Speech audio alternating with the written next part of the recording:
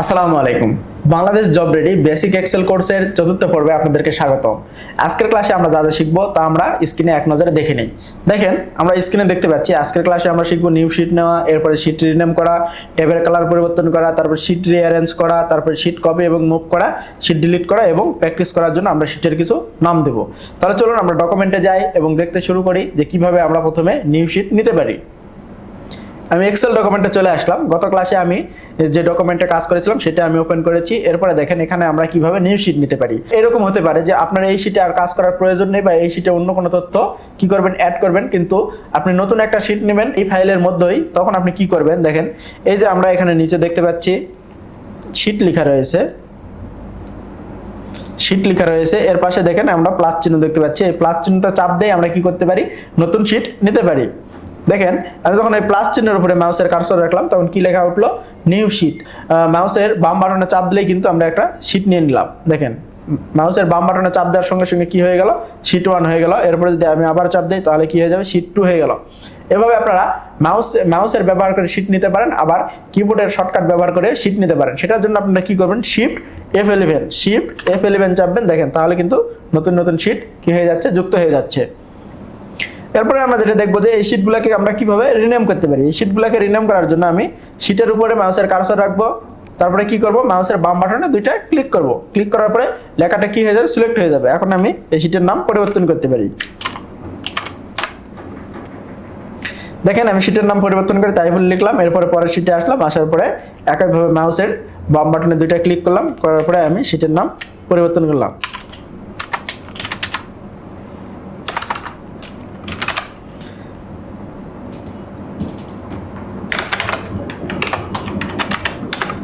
দেখেন তাহলে আমি তিনটা শিটের নামে কিন্তু পরিবর্তন করতে পারলাম। এরপরে আমরা যেটা দেখবো সেটা হচ্ছে যে শিট ট্যাব কালার পরিবর্তন। অর্থাৎ আমাদের এই যে শিটগুলো নিলাম এই শিটের ট্যাবের আমরা কালারগুলো কি করতে পারি, পরিবর্তন করতে পারি। সেটার জন্য আমরা কিভাবে করবো, আমি যদি তাইফুল শিটের এই ট্যাবের কালার পরিবর্তন করতে চাই তাহলে এই শিটে চলে আসবো। আসার পরে মাউসের ডান বাটনে ক্লিক করবো। ক্লিক করার পরে যে ড্রপ ডাউন মেনুটা চলে আসলো, এখান থেকে আপনারা দেখতে পাচ্ছেন, দেখেন এখানে আপনারা দেখতে পারবেন যে ট্যাব কালার। এখানে আমি চলে যাব। তাহলে আমি ট্যাব কালারে চলে যাচ্ছি। যাওয়ার পরে আমি এটাকে কি করব, লাল কালার করে দেবো। তাহলে দেখেন লাল কালার করে দিলাম, লাল কালার হয়ে গিয়েছে। এরপরে আমি নাফিউলের এটা যদি আমি ট্যাবের কালার পরিবর্তন করতে চাই তাহলে এটাকে আমি সবুজ করলাম। দেখেন সবুজ হয়ে গিয়েছে। এরপরে আমি মিজানেরটা আমি নীল কালার করে দিচ্ছি, নীল হয়ে গিয়েছে। এখানে আমার ট্যাব থাকার কারণে এখানে কিন্তু ফ্যাকাশে দেখাচ্ছে। অন্য ট্যাবে আমি যখন চলে যাব তখন কিন্তু সেটা কি হয়ে যাবে, গাঢ় হয়ে দেখাবে। এভাবে আমরা শীটের ট্যাব কালার পরিবর্তন করতে পারি। এরপরে দেখেন আমাদের অনেক সময় কি হতে পারে, এই শিটগুলোকে আগে পিছে নেওয়ার প্রয়োজন হতে পারে। সেটাকে আমরা কি বলি, রিঅ্যারেঞ্জ। সেটা আমরা কিভাবে করব, দেখেন এই মিজানকে যদি আমি নাফিউলের আগে নিতে চাই তাহলে কি করব, আমি এটাতে আমি হলো মাউসের বাম বাটনে ক্লিক করব। করার পরে দেখেন এটা আমি নাফিউলের আগে ছেড়ে দিলাম, নাফিউলের আগে নিয়ে ছেড়ে দিলাম, সেখানে মিজান নাফিউলের আগে চলে গেল। এভাবে আমরা শিটের, আবার যদি আমি তাইফুলকে এই নাফিউলের পরে দিতে চাই তাহলে আমি দেখেন এখানে নিয়ে চলে আসলাম। অর্থাৎ আমরা এটাকে কি করব, কিভাবে আমরা রিঅ্যারেঞ্জ করতে পারি। আমার যেই শিটটা কোনো শিটের আগে নেওয়ার প্রয়োজন হবে বা কোনো শিটের পিছে নেওয়ার প্রয়োজন হবে তখন আমরা কি করব, মাউসের বাম বাটনে ক্লিক করব। ক্লিক করার পরে আমরা ড্র্যাগ করে সেই জায়গায় নিয়ে ছেড়ে দেব। তাহলে আমরা শিটগুলো রিঅ্যারেঞ্জ করতে পারবো। এরপরে আমরা দেখবো শিটগুলোকে আমরা কিভাবে কপি এবং মুভ করতে পারি। এরকম হতে পারে যে এই তাইফুল শিট আপনি কপি করবেন বা এই শিটটা আপনি কপি করবেন, তাহলে আপনি কি করবেন, মাউসের ডান বাটনে ক্লিক করবেন। করার পরে দেখেন এখানে দেখতে পাচ্ছেন মুভ অর কপি। এখান থেকে আপনি কি করতে পারেন, ক্রিয়েট কপি। দেখেন এখান থেকে আপনি এটা কি করতে পারেন, ক্রিয়েট কপি। আপনি যখন কপি করবেন তখন ক্রিয়েট কপিতে চাপ দেওয়ার পরে এখানে কপি হয়ে যাবে। ক্রিয়েট কপিতে চাপ দেওয়ার পরে কপি হয়ে যাবে। দেখেন কপি হয়ে গিয়েছে। এটার নাম কি ছিল, শিট, এবং এটা শিট 2-তে কপি হয়ে গিয়েছে। দেখেন শিট, এই শিট লেখাতে আসলে আমরা যেটা দেখতে পাচ্ছি এই শিট 2-তে আসলেও আমরা সেটা দেখতে পাচ্ছি।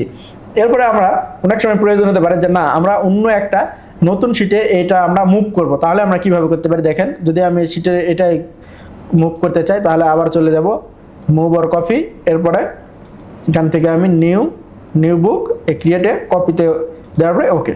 দেখেন এখানে আমরা এখন দেখতে পাচ্ছি যে দুইটা কিন্তু ওপেন হয়ে গেছে। একটা book1.xl SX আর একটা হচ্ছে book1। তাহলে দেখেন আমরা এখানে কিন্তু শুধু কপিটা মানে মুভ যেটা করছি সেটা দেখতে পাচ্ছি এবং এখানে যে আমরা কাজ করেছিলাম সবগুলো দেখতে পাচ্ছি। তাহলে আমরা কপি এবং মুভ করা শিখে গেলাম। এরপরে দেখেন এই শিটগুলোকে কি করতে হতে পারে, শিটগুলোকে এই শিটগুলোর কি হতে পারে, শিটগুলোকে ডিলিট করা লাগতে পারে। তাহলে আমি যেটা ডিলিট করব, ডিলিট করার জন্য ওই একই রকম ওই শিটের উপরে চলে আসবো, আসার পরে আমি মাউসের ডান বাটনে ক্লিক করব। মাউসের ডান বাটনে ক্লিক করার পরে এই যে দেখতে পাচ্ছেন ডিলিট, আমরা খুব সহজেই ডিলিট করতে পারলাম মাউসের ডান বাটনে ডিলিট। এরপর আমরা যেটা দেখবো যে অনুশীলনের জন্য আপনারা এই শিটগুলোকে কি করবেন, যুক্ত করবেন। সেখানে নাম দেবেন ডাটা স্যালারি। দেখেন আপনারা এখানে নাম দিতে পারেন, শিট যুক্ত করলেন, শিট যুক্ত করলেন, শিট যুক্ত করলেন, করার পরে এটার নাম দেবেন কি, এটার নাম দেবেন ডাটা। আমি এগুলো সব কপি করে নিচ্ছি, রেখে দিলাম। প্রথমে এটার নাম কি দিবেন, ডাটা, মনে করেন যে ডাটা স্যালারি,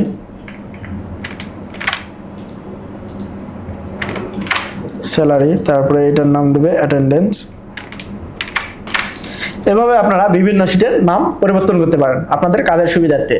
কারণ আমরাতে এটাতে কি করতে পারি, এটাতে আমরা স্যালারি শিট হিসাবে সেখানে আমরা আমাদের এমপ্লয়ীদের কি করব, স্যালারিগুলো সেখানে কাউন্ট করব।